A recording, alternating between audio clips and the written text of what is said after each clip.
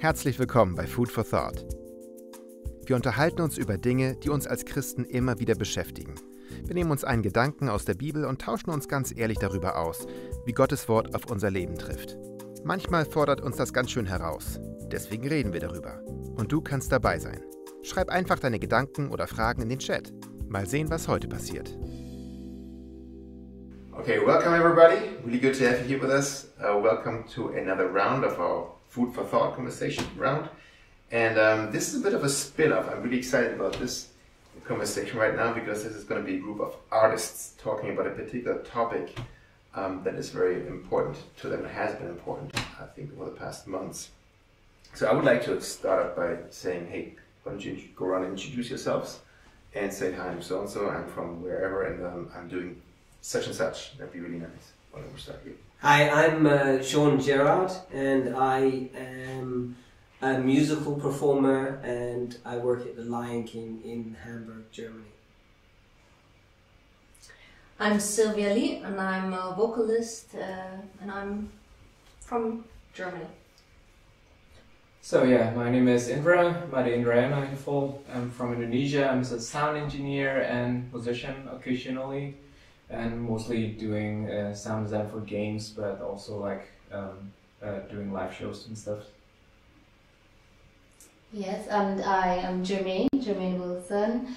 I'm also a musical performer, musical theatre right now. I'm doing the Lion King with Sean, and I'm from Trinidad and Tobago. So. Hi, my name is Julie Silvera, and I am a jazz musician, jazz vocalist, and also college professor here in Hamburg and Lübeck. And I'm from Jamaica by way of sunny South Florida. Mm-hmm. Thank you very much. Very nice. Well, easy question. Well, not so easy, I don't know. We've had now, how many, 18, 20 months of COVID? Roughly, I think almost 2 years full now, next year, early next year. How have you been affected by it as artists? I'm not going to say, have you been? I'm just going to say, how have you been affected? I'm assuming you have been affected. Well, obviously, I mean, I didn't even realize how much I performed until I wasn't performing anymore. And I was at the beginning of getting ready to do a 6-concert tour in Poland, and all of that, of course, ended very, very suddenly. And as a matter of fact, the announcement of the lockdown happened the day of one of my last concerts before a long pause. And it just robbed me of my audience. It was very surreal because on the way to the gig, all I saw were people with like groceries and lots of toilet paper. And it was a surreal kind of moment. It was March 20? March 13. And so the lockdown started... I mean, 2020, last year. Yes, March 20, yes. And the lockdown started that Monday. Right. And of course, every gig that I had booked, everything was instantly gone. And there was a sense of helplessness to it because it didn't just obviously affected me, it affected all of the venues that booked me as well. And so my thoughts were initially to them. It was a very surreal kind of moment. I couldn't understand, yet I understood what was happening, but how do you prepare in one's life for family, home, and that pandemic thing? It's not anywhere on my mental radar. So I didn't feel it for a little while, but the initial sting was no more. I have a jazz ensemble, no more jazz ensemble, no more concerts, no more students, no more anything. And we're all going to go inside and stay there. This is, I think, very interesting. Do you remember that week? The lockdown week? Yes. Yeah. Do you remember what happened when you first heard the news, or when the decision was made, something was going to come to an end right now? What were you thinking? Where were you at the time? My daughter was born that week. Oh, In that wow. Yeah. So I was like, going to a hospital and then like masks and everything else and going through everything. Fortunately, it was my first child, so that's our third child. So we kind of already felt relatively secure about having a baby. But that whole thing. And what was really strange was how, for the first time, you know, in Germany they're quite like, no, stay here and stay in the hospital and for the new mothers and stuff. That was the first time, like, yeah, no, you can go. Baby's gone, okay, you can go now.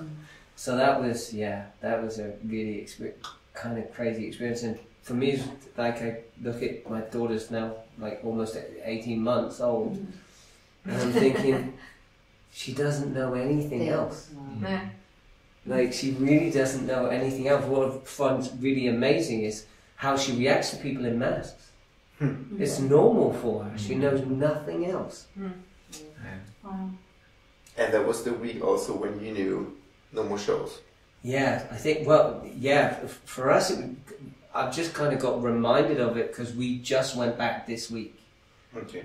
So, and then they kind of like, you know, they said like, oh, can you imagine, you know, like almost a year and a half ago you were sat here and we were like, okay, we're just going to close for a couple of weeks. We'll see you in a couple of weeks. And that was the kind of the thought.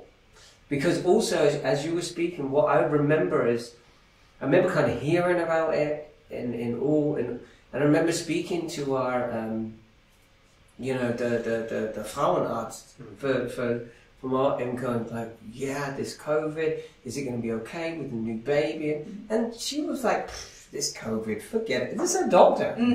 It's nothing. It's not going to be any big thing. Don't worry. It's growth. It's hugely exaggerated. And I was kind of like, okay, cool. So when work said, yeah, we're going to close for a couple of weeks, I was like, awesome. 5 weeks.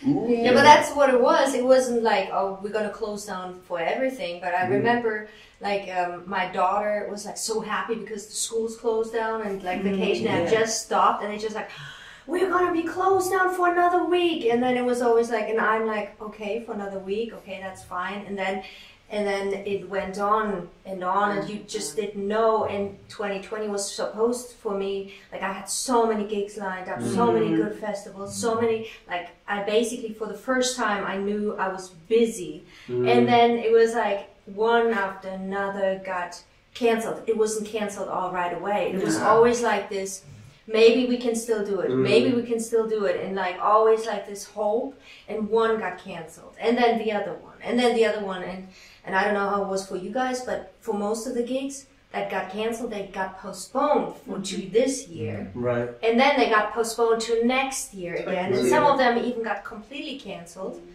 But we didn't get any money for that. It was just postponed, and so for all those postponed gigs, no money. And so I just remember it was like I really struggled with that, not knowing what was happening. And like at the same time having 3 kids at home, homeschooling full time, and then it's kind of like the sadness of not, basically all the work I put in there the last year was gone. And so, and yeah, that was how it was for me. And so. Wow. Yeah. I mean, also for me, like as I mean, my main job is being a sound engineer, but in the last couple of years I was actually heavily active as what you call the measurement engineers for concerts and stuff, so it doesn't get too loud for public. That's what we call in Germany the Publikumschutzmessung. And what my job was actually to just go to public concerts where I got the order to, and then measure for like the concert like 3 hours or 8 hours, even like for open airs like the NDR stuff. I've been doing that for quite a while. And then actually in the beginning of 2020, or the end of 2019, I was beginning a new phase to get even more of that, because like the NDR stuff that I was doing was always in the summer, because they're doing the summer tour. So they go to small villages, and then I will stay like from Saturday 4 o'clock until midnight, and then went home. But that was nice in the summer, you know, got extra money. But then in the end of 2019 and beginning of 2020, my boss said, like, you know what, you're already prepared, I think, for Barclaycard Arena. And I was like, oh yeah, finally. Then I gotta get the big concerts, you know, like seeing like performance and being paid to see a performance. Like, and I also always have the option to like, oh, okay, I don't want to see the concert. I can just go back and then not listen to anything and then still get paid, you know. And then my job is just putting out measurements, and then if something is not okay, just a few phone calls, maybe talk to a few people, and then go home. I was like, this year is going to be amazing. I don't have to worry about things. And Barclay, you know, I mean, like big stadium, it's always full booked, and I might have to just take 5 or 7 gigs in a month and not to worry about anything. And then also in February, my wife came after we got married in August to Hamburg. So I was like, wow, this is a very good start of my life. You know, like being newly married, and then went into like a relationship over the seas, and then finally got her, and then boom, lockdown, boom, everything canceled. And then do we get anything because everything's canceled? And you know, it's not our fault. It's like, yeah, I'm sorry, nobody's going to pay for that. I was like, ooh, okay, that was fun beginning. So you're self-employed as a sound engineer? Yeah, I'm a self-employed, so just like boss, but it's just like one company that I freelanced for in the last 4 years, I think. Yeah. Okay. So basically, for all of you, is it possible? I mean, to I'm zero? self-employed. Did all go completely to zero? Yeah, we kind of cheated on that. No, Yeah. we got Kurzarbeit. I have to say we were very, very fortunate. Oh, good. But even in that, you know, yeah, unfortunately, your salary's cut in half, and you can't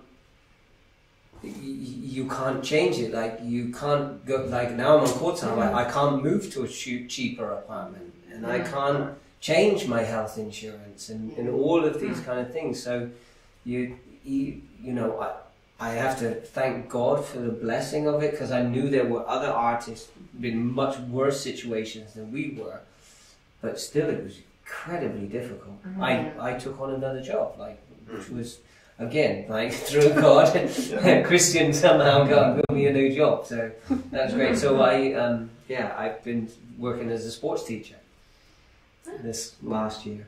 What happened with me is very interesting. You know, I had a jazz singer friend in the United States. She said something to me once that really stuck with me.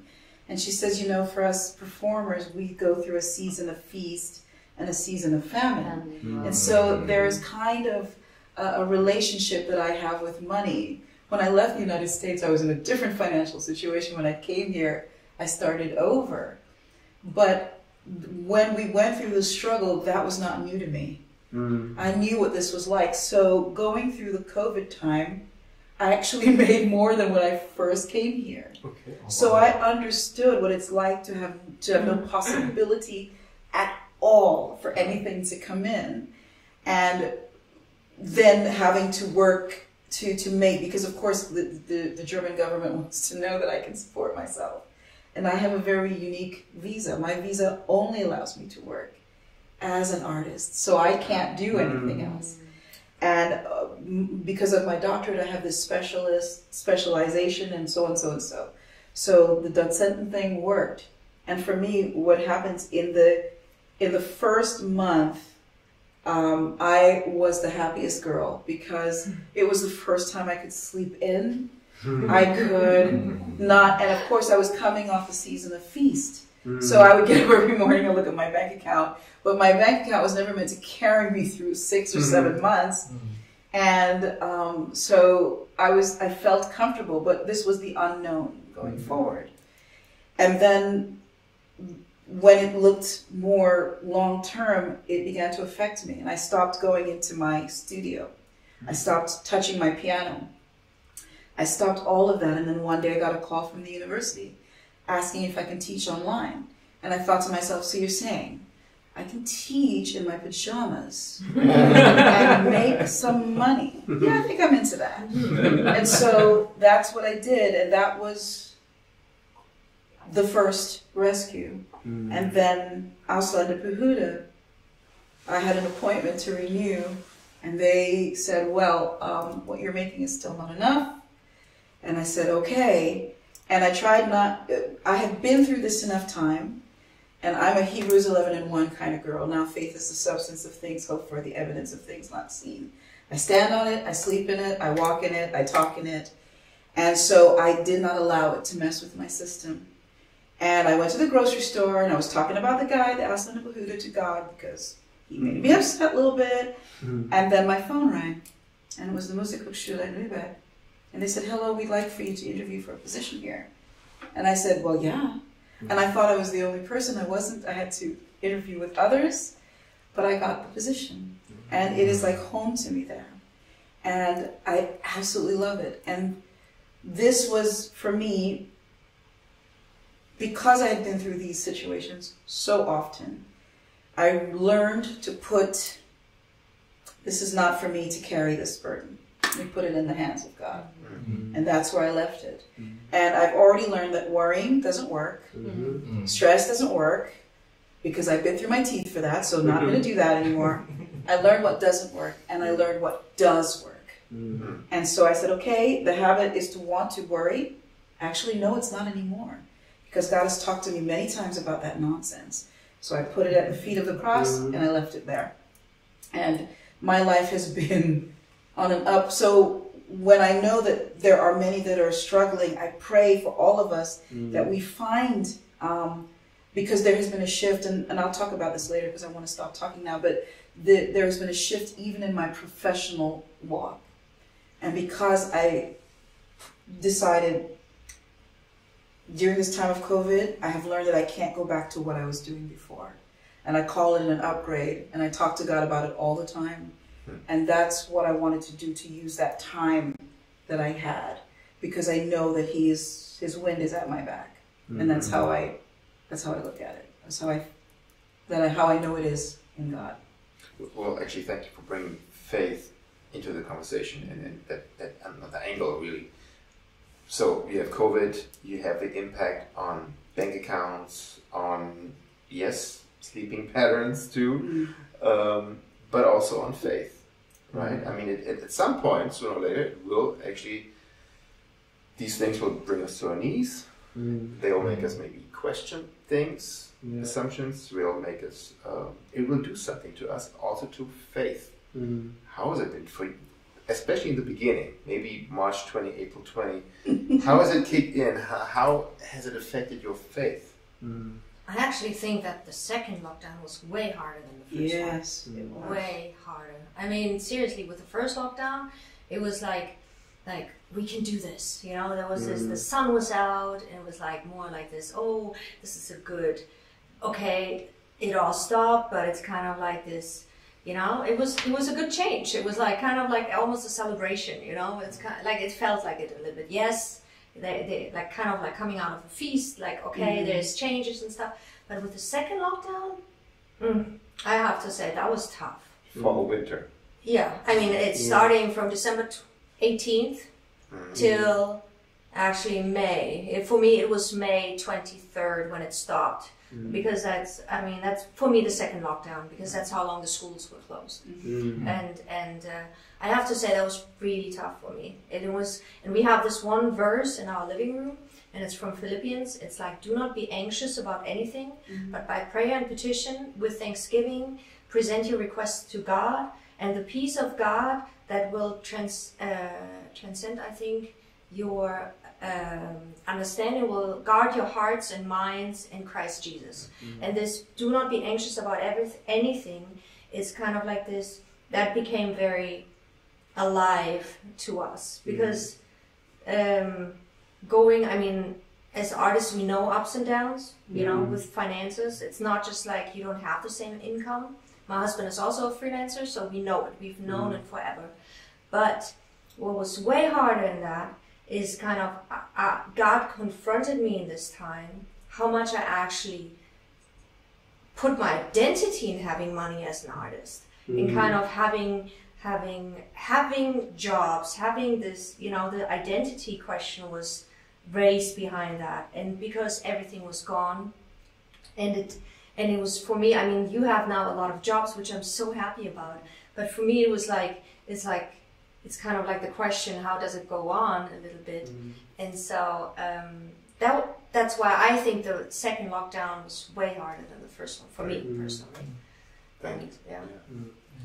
I mean, for me it was the first and the second was not as hard because the first one was actually the hardest one for me, at least as a freelancer and I mean, I would say company owner, but in German terms, it's not a company. It's just like a contract between two freelancers. That's what we call a GbR right here. We were like, we built this company to become like, we want to do game sound design. But we were never in the industry, so we did not know anybody. And it was a struggle since the beginning to find some clients. And what I did with the measurement and stuff was just, you know, to bridge stuff. And I can still get some money from the music events and stuff, and need not to worry about like really taking this job seriously, you know. And I was like, when it was all gone, that first then dawned to me, okay, I will have nothing going on, zero in the next 3 months or even 5.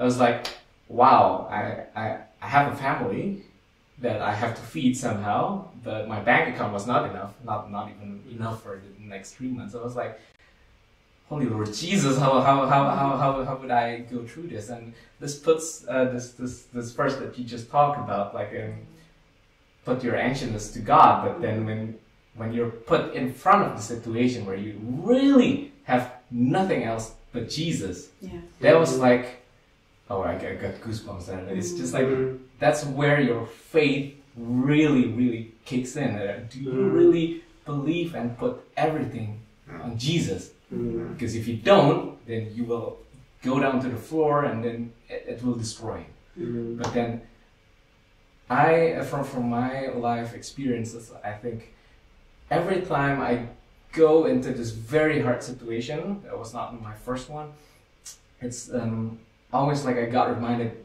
Jesus always have something for me. He will never let the bird starve on the air. He will never let his children starve. But, you know, being people in the flesh, you worry. You really want to know what's going to happen. And I'm also the kind of a person who doesn't like when I don't have any plan. And at that moment, I didn't have any plan. My plan was Jesus. It was like, Jesus, if this may pass, I don't know how. I don't know how can we get through this. But then, always like this Corona help came in, like the program that it was like, okay, it was not much, but this will help me afloat. Yeah, but this Corona help, I have to say, it's kind of, now they want to have it back. That's the second point. That's the they second. Yeah, they do. That's the thing about it. We got taxed. Basically, like everything was taken. So the government said, like, "Oh, we give you something, and then they taxed you for last year for that, and now as Hamburg musicians, you have to pay it back." Is this the first one? Yeah, that's the first one. The first one, This, you see, this is why I didn't want to take it. Yeah, that's why. It's kind of like, and I'm like so mad about this. Because like, I was told it would be income, and then it's taxed as income. It's kind of, but that's the thing about it. I'm thinking like, but that's again the thing, like to trust in Jesus, and maybe at that time it helped, but not to. It doesn't mean to trust. Basically, the state will take care of me. It's Jesus who does it. Maybe he does it through the state, but it's kind of we can't put our trust in the state and in the government and say, "Hey, holy husband, you will do it." But it's really Jesus who does it miraculously sometimes, but sometimes he does it through the state. But it's kind of exactly. If I can chime in again, like that was I thought was like help. Yes, it was help. I know back then. Like 3 months, I got through, and then we got some more jobs to do, and then kind of forgot about it. And now, the 2 months just before this, it was like, please report what happened actually, and then we will actually calculate how much do you actually need on that 3 months. Yes, I did that. And they didn't call me back. So. No, they will call. I mean, they haven't called back. It's like, it will happen. The thing about that is like the calculation that we made, it was like, wow, okay, we have to pay back 90% of it, and we don't have money for that. That was like, this is like the second time, like, that's what nobody else than artists know But about. I did that. I did it quite a long time ago. Yeah. Because twice they've contacted me, once to verify, and then they wanted to see my income. But this was many, many moons ago now. So that was now 31st of August. August, yeah. No, I did mine. Then that must have been something else. No, it was Sofort-Heffen. Okay. Yeah. But It's the only thing I took. I didn't take anything else because I was like, I'm like, I don't like this weird money No. coming. I'm not taking anything I know, anymore. It's gonna come back. because I have a feeling every time I get comfortable, I get a little letter in the mail that goes, and see. You're gonna take it from your bank account. This is the stuff I've learned about Germany. I know. I'm like, I don't trust anything. No, I don't trust it at Free all. money, that doesn't sound good to me at No all. such thing. So I didn't take No. any more because my colleagues were like, hey, they're offering it again, and I'm like, I'm good. I'm good. Yeah, but I'm that's all- the thing about it. If you need it because everything else is gone, right, but It's I didn't gotta- need. I was but fine. yeah, that's the I was living closer to the bone than I'm used to, but I was fine. I'm one person. I don't have any children, so. And the thing is, like you were saying about, you know, God provides so often, but then every time you meet a new challenge, then it feels like you're starting from like zero again. Some of the times, you're like, oh, and I think it's so important that we share in times like this what God's already done, because that helps you be reminded constantly of, okay, he got me through that and that and that and that, and then the next time something comes up, then I need to go back on, okay, he's brought me through this and this and this. He's not going to stop now. Right. I mean, that's what the Israelites were doing constantly. Yeah, they exactly. remembered and remembered and remembered. And it's like we are like creatures of habits who forget all the good things Yeah. usually, you know? It's kind of instead of like putting it down in our minds and hammering it down, and it's like... But my experience has been, I guess, sort of different because I really felt blessed. Even in the first lockdown, I was not here. I was already on vacation. Back home with my family. So like how it happened for me, I was on the other side because I felt really blessed because I was on vacation. The lockdown came in Germany, so I'm like, yes, more time with my family because I didn't see my family for a year. I wasn't home the year before, so I was like, oh, thank you. By the third month though, I was like, what's happening? Because I started to get concerned, and but feeling very blessed because of the Kurzarbeit. I'm like, okay, I can still pay my rent in Germany. They're not gonna go and kick out all my stuff. So I was like, okay. And then there were times like in the 4th, 5th month I started to get nervous. So I stayed with my family for 6 months, which was such a blessing for my mom and my whole family. So the second lockdown here was like the first lockdown for me when I came back. So, and then I started to feel very isolated because everybody was quarantining and everything was locked down. I was like, okay, I just came from family, everybody, sunshine. Now I'm here, it's cold and I'm by myself, white walls.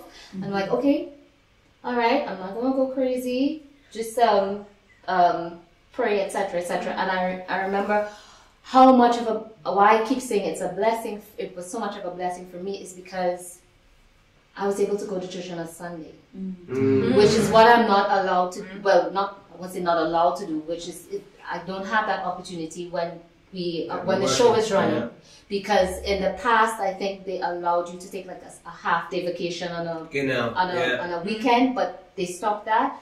So when I came back, as soon as I was able to go to church, I was like, God, I am going to church every Sunday. Every Sunday, because I remembered being at the theater on a Sunday, some Sunday mornings, getting up, going to work and be like, I just want to go to church. I'm feeling like the longing for fellowship, and then I'm like, I'm going because this is like a blessing for me. So yes, the financial part, the adjustment and stuff, but it allowed me to get so much fellowship and worship in it. Just to add to that, because I think what people don't know about musical theatre often is like probably about 60% of our salary is bonus based on awkward times we work, and massive a part of it is Sundays. So you take a Sunday off. If you took all the Sundays off in a month, you'd lose 60% of your paycheck. Wow. Yeah. I see. Wow. Yeah. So it's Okay. huge. That's the incentive to. And so It's a And kind also, of I mean, like Yeah. there's always this kind of thing like people are, because Saturday's not the case, and so we always used to kind of like say that people would be sick on a Saturday and they take the beautiful Sunday pill because they'd always be there.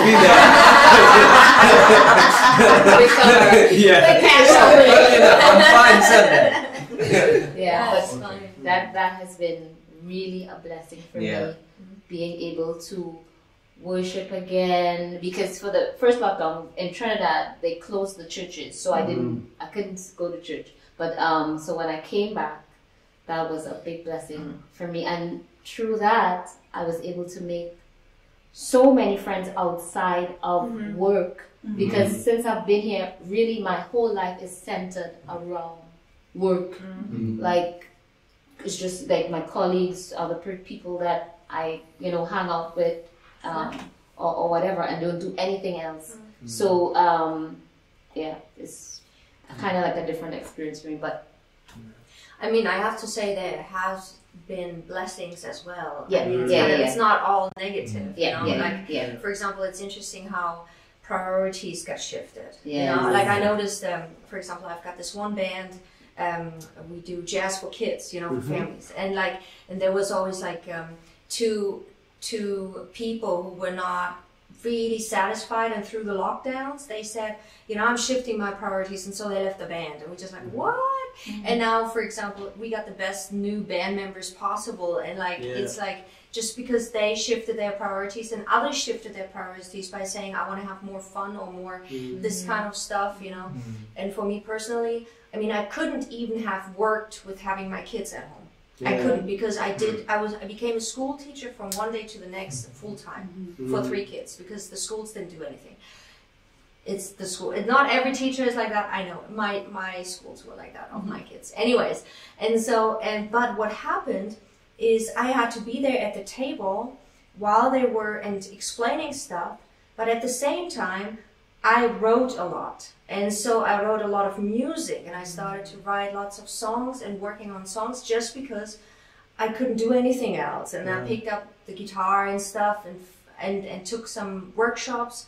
And then basically what I always wanted to do all these years is writing music, original music, I actually started doing just because I couldn't do anything else. And so I have to say, in that sense, just shifting priorities and figuring and learning new skills and expressing and feeling more. I mean, it's kind of during that time was a big blessing. And at the same time, I also have to say, I mean, my dad died during COVID, like 6 months ago, and from one day to the next, like I basically had to grow up. It's kind of like when you, and so that was another, I don't know, challenge. And so these one and a half years have been like extreme ups and extreme downs, I have to say, and that just does a lot to me as an artist. I have more to say. I have more stories to tell. I'm deeper. I've got more stories to tell about Jesus. I can talk differently about him just because of it's not all like this, How's that? I mean, I think more than one or two of you have said basically there was some unexpected blessings in this whole thing. Stuff that you probably couldn't even foresee. This could mean what good could come out of this weird situation. I'm wondering, how have your prayers changed? What kind of prayers have you prayed that you have never prayed before COVID? Has it stuff that where you say, okay, my spiritual life has gained some depth, has gained range in all of this? I mean, I have to say, I've had moments of complete delusions of grandeur, thinking that God has put a global pandemic purely for me. No, like seriously, because I am fully aware. Thank you, Sean. But no, because there have been, I have experienced without a doubt the hardest year of my life. So after the birth of my daughter, already prior to that, my wife had shown huge signs of, there was like massive legalism in her faith, which became very apparent that it wasn't just faith-based, and in fact she was suffering from schizophrenia. And so I might get emotional. I think Abigail was about 2 months old, almost 3 months old, and she That's was the youngest. Yeah, Okay. and she was. My wife was removed from our home. She had to go and live with somebody else, with her brother, who is suffering with the same disease and the same shared delusion about. And as she's a woman of faith, then her delusions are all faith-based. And as you can imagine, then from one day to the next, so Daniel's 5, Rebecca's 4, and Abigail was at that time, so just 3 months. I was alone. Wow. All of a sudden, there's lockdown. You couldn't ask for any help. My family is a long way away, and I had no idea what I was going to do. I was so lost, and I'm so aware of the fact that, and when my wife left, there was 6 months where I had no idea if she was alive or dead. She didn't contact, she didn't pick up the telephone. And on one side there was a sense of, huge concern for her, but also we're in the middle of a pandemic and you can't pick up the phone to find out if your children are alive or dead, or, just so many things going on. And I am so aware that every day God got me through that, because there's just no way that I came through that alone. And so when you're talking about prayer, my prayer life became, or worship or anything, where I could just be in front of God and do nothing but cry. And this was incredible. There was no conversation, there was nothing but, this is me, this is how I feel, and I'm giving it to you. Thanks, man. If I may share along those lines, when I first came, not when I first came, but around 2016 or 17, when I got my little place, I was living in the roof, and I will never forget, I got this place through a friend who was my landlord. And I said, I can't afford to live here, because he said to me, no, what you do is you pay as you go through the month. Just make sure it's paid by the end of the month. And I remembered I used to lay in bed in the apartment. All I had was a bed, a desk, chair, my computer, and that's it in the whole apartment. And I would rise up from the bed at night and I would have a full-on panic attack. And I couldn't breathe, and I remember feeling the globe, the shape of the earth and the air in the room, and just bawling. And this bawling, because what I would do is it was controlled completely by fear. And then finally I relinquished that fear to God. And I'd been through this many, many times. This is why I knew it doesn't work. So I just would skip the fear part and go straight to the God part. And then skip the crying part and go, and then my tears would be tears of thanks. My tears would be tears of worship, of giving glory, and of thanking God from this side, from from this side. Yeah. So thanking him for what is going to happen before it happened, and those were my tears, and those were my celebration. So by the time COVID rolled around, this was nothing new. Nothing new. I looked at it, I realized that Reva delivered, and I had Netflix and Amazon.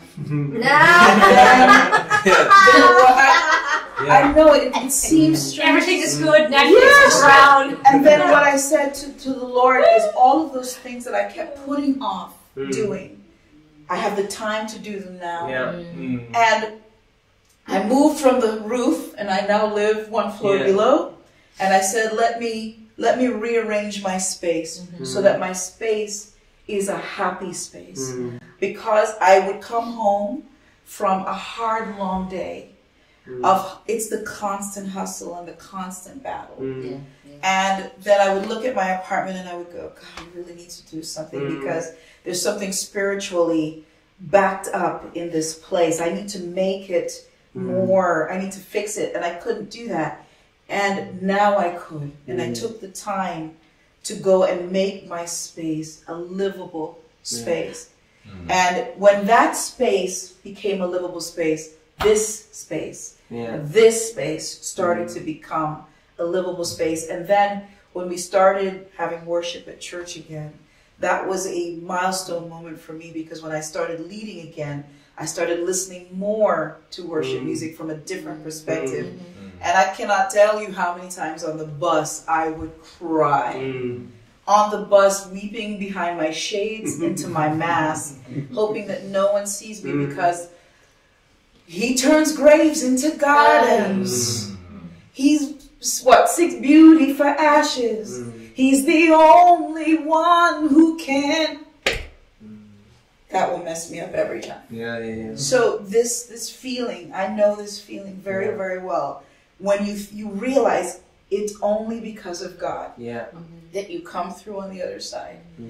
And what COVID gave me was time. It gave me a time for a pause and to look at my life and examine the choices I was making and the direction that I was going, that I recognize now was not the right direction. And just to add, sorry, one thing that you said there, which was like these tears and thanks at the same time. You know, I've spent my life as an actor being very like intricate and detailed on how I feel. And there were these moments where I was like, this makes no sense to me. I am weeping. The only thing that can come out of my mouth is thank you. Is that, I think you said something also about identity, or stuff we realize about ourselves all of a sudden. Are there new things you discovered about yourself, maybe in your relationship with God, maybe in prayers, maybe in reading your Bibles, in this COVID time, and you realize, oh man, I didn't know that side about me. There was something new that God is showing me about me by being placed into a completely new situation. Well, I can say that maybe not so much that I realized about myself, but I noticed that with the COVID situation, I'm like, oh, it really taught me how to pray for others. You know, I always assumed that in my general prayer, I would pray for, you know, I could pray for your families, and you pray for the world, whatever stuff. But like really be in depth and in tune to praying for others, because at some point in time, like when you saw the reports and the news and the world, you're like, whoa, this is heavy, this is a lot, it takes a lot from you. And then it was also, even though I had my blessing, it was also dangerous for me as well, because when you give me nothing to do, I can become very lazy. and then so that when I came back, I was like, oh, I got nothing to do. So it was like from the couch, Netflix. Oh, what is today? Oh, and then like about after 2 months, I was like, no, my God is a God of discipline.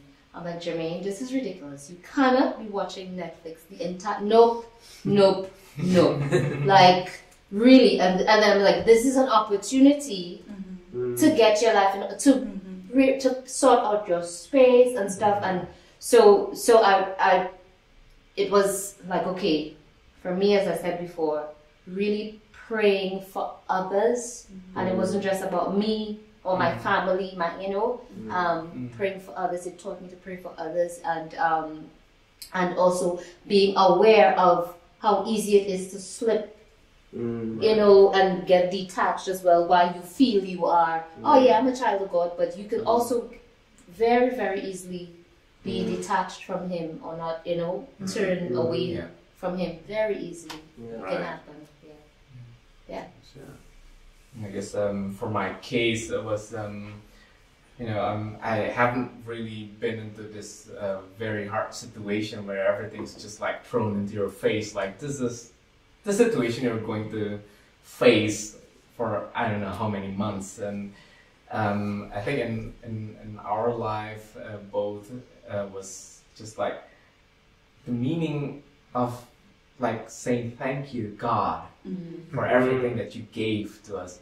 Even everything seems very bad at this moment. Like you have nothing to do, you have no job, you have no money coming in, you worry about how you have to go day through day, and then you don't have any plans, you have nothing. And the only thing that you can say that, I mean, it's easy when your life is easy, it's going well, to say thank you Jesus for everything, thank you for your blessing. Yeah. But then, in this very hard moment, to say as well, like, Jesus, thank you that I'm still breathing, that I'm still alive, that I can still praise you even on this hard moments of my life. Saying thank you and everything in your life, like, brings it to another level. Like, you really have nothing else but Jesus. That also gives a new meaning in my life. But what is it by hanging to Jesus? I really did not understand this kind of meaning before, because like my life has been hard, but it was never this hard. And it was just like, son, you gotta learn something. Right. You gotta learn how to trust Him in your everyday life. And then, when I started trusting Him, putting everything into His hands, and not like you said, stop worrying, stop crying and worry, but start crying and thank you Jesus that I can still live. It gets easier and easier, and His help always comes just in the right moment. Always in the right moment, just like seconds before you got torn down because you couldn't handle it anymore. He said, like, son, this is the help for you. And it's always better than you think. Yeah, and it's always better than you think, number one. Two, it's always, for me, it's always unexpected. And three, it's something that you will never ever think that it would come to you. It was like, wow, Jesus has always His ways to teach us, each of us, like some of this stuff. And this was kind of new, and this new discovery for me, like this very new meaning of like thanking Jesus, and even in the hardest moment in your life, that was like, thank you Jesus. So always something that I can say is like hanging on to Him has never been better. And I can, like, just what you're saying, but it's just so clear for me with COVID and what happened with my wife. And, I came to faith, and my wife was the woman that brought me to faith. God gave me everything that I wanted in one thing. Blam, there you go. You're going to know me, and here's your wife. And I learned, a very, very tough lesson during this time, which was, is He enough? Is it just Him that's enough? Because I realized, whether I liked it or not, but I was very happy with, okay, you and a wife and a family, I'm down for that. The job. The job and all of those, everything's great. But now it's just you? Now this is a new thing, and it is enough. And thank you that you showed that to me, because I didn't know that you weren't enough. I didn't know that I was, like, it had to be taken away from me for me to actually understand that this was, yeah. This is actually, I mean, thank you guys for going so deep into this whole thing, but I actually want to push the envelope a little bit further now for a second. Now, I think you That's all... not deep enough. I'm sorry. We need to go deeper. I think we all have learned some lessons that we didn't expect to learn 2 years ago, you know, and we didn't even have, I think we had no idea what God would use and apply to make us teach certain things about Him, about life, about ourselves. Okay. And now there's some stuff that we've been through and we've had our lessons. Okay. What are we going to do to not forget? Because I think there is I mean, we all long for COVID to be over. And I think, did you talk about Israel? I think so. I mean, if there's one thing you learn from the people of God in history is that, and you forget in a second. Yes. Yeah. All of a sudden, there's thank you God, that was amazing. Yeah. Life's back to normal. Life's awesome again. What am I going to do to not? Because what we do not want to do is having to go through the same lessons again. Please, God, don't. Okay. What I really hope for myself that I can, and I hope, I pray that I understand that Jesus' purpose with my life is not that I'm happy. Because I think that's clearly a lie that I was telling myself. Life is not a cruise ship. Yeah, but He has an eternal happiness for me already there, and that's something I can 100% count on. But His purpose is not that I wake up and everything's wonderful tomorrow. That's not, and that's what because I think what kind of was such a hard thing for me to get through is that, like with every relationship, is a false expectation. I think many of us with faith and all kinds of things go, why is this happening? Because we have this expectation. Yeah, but I should be happy. I have you, Jesus. Everything should be wonderful. And I realized in this and in how much God, said, don't, He constantly puts it out there, like, don't be surprised when these fiery trials come to you. And yet they come and you go, huh? Hold on, that's...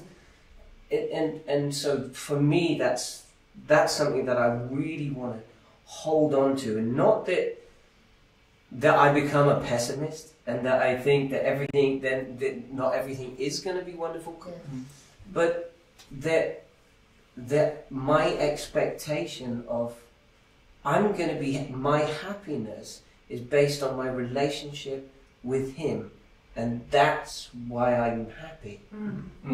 Not on anything else, and that you put so beautifully. But it's so easy, that's the thing about it, to listen to all the voices in the world, and even in the Christian world, it's kind of like, and I noticed, for example, like, not being able to plan, I'm not a planner anyways, but maybe more a planner than other people, but anyways, not for a typical German, I'm not a planner. I can be very spontaneous, but with this, first of all, just starting praying, God, open doors and close doors, and you can do any doors, like in a sense, and being fine with it, and not as a sign or stuff, but just being okay with it, and not putting, and not in this cynic way, it's not going to happen anyways, but in a way, that's what I said at the beginning with the voice. Which voices am I listening to? And that's why it's important to me to really study the Bible in depth and really align myself to what the Bible says, in a sense, and so that I am able to discern what the voices of the world are and what my own desires are and what the voice of God is in that sense. Because it's so, I think maybe it's for everyone, but being an emotional and very emotional person, it's very easy to take emotions as a way of doing things instead of like really, okay, what is the Bible saying, and who's God and who's Jesus, and then aligning myself again so that I can think clearly and do that what you say, being happy even though maybe what I want will never come, or maybe it's kind of, you know, but in that contentment, you know, not happiness, but contentment in that day, in the day by day. I know, that's no, I just wanted to say the last thing to that is that, you know, during this period there's been this entire, I think it was like the first 9 months that my wife had left, and it was just, God, heal her, heal her, heal her, heal her, heal her. And this, and there was then a break for me when I got to a point where I was like, yeah, but you're God, this has to happen. It can't be like this. She can't stay like this. It can't.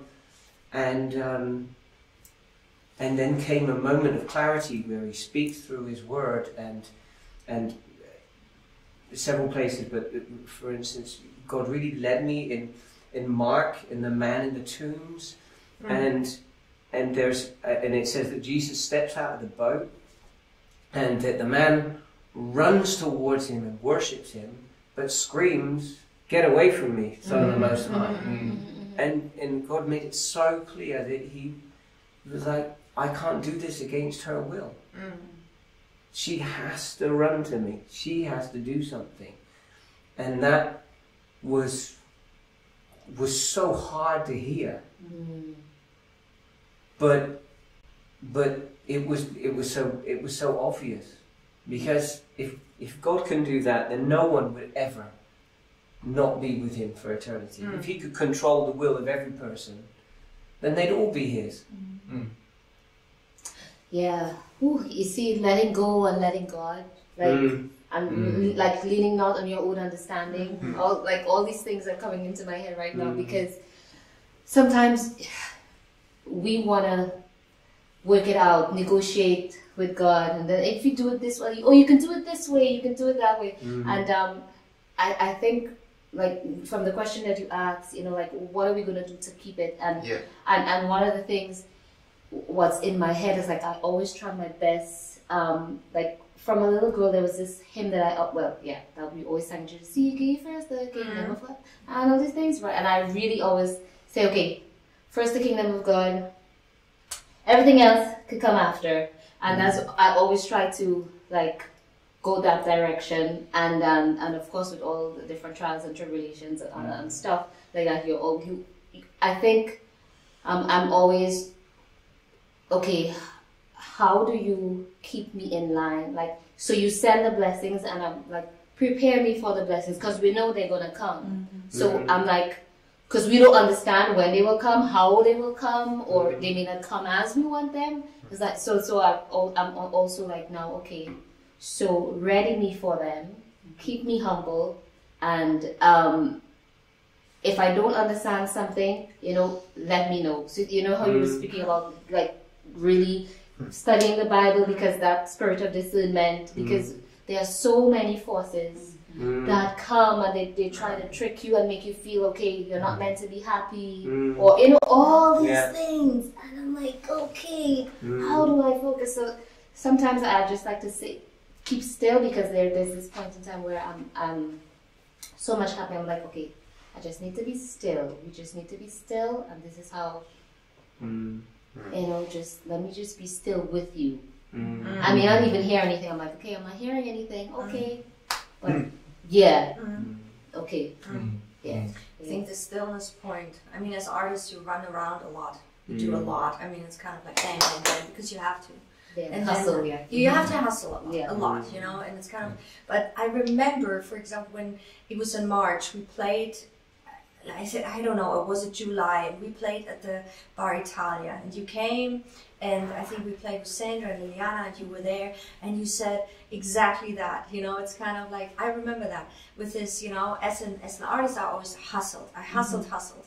And what it taught me, and I thought, and I totally agreed with you in this, that us as artists, we don't have to, I mean, we have to work hard, but we don't have to hustle and to worry like the world does. It's kind of, we don't, because God prepares everything, and it's kind of, again, with this, you know, relying on that He is in control in our jobs, in our finances, in our, I mean, even if it's not going great, but having this, I mean, what you all said, and I remember you saying that, and I thought, yeah, that's exactly how it is. Stop hustling, like the world does, and like relying on God because He will make the way. Yeah.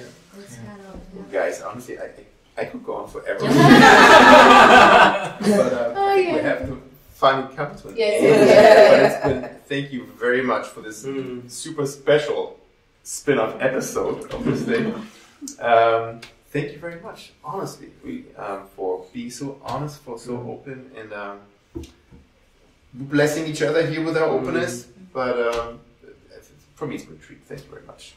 And for everybody who's been watching too. And if you enjoy this, I hope you have been blessed. And if you would like to stay connected through our homepage, prayer-house.de, that's one way to stay connected. And let us know.